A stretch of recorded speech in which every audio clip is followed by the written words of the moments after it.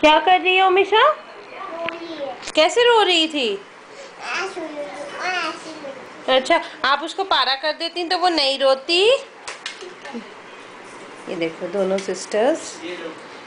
आहा, how sweet, how cute. इतना प्यारा पारी पुच्ची की है। हाँ तो मिशा, आपको प्ले जिम पसंद आया बेटा? मेरा बेटा भी आ गया। मेरे बेटे के सर रखने के लिए जगह बनाओ भाई।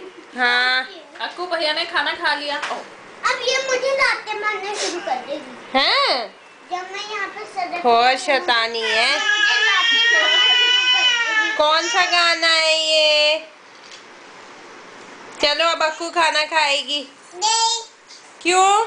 मैंने तो खा लिया। क्यों? क्यों?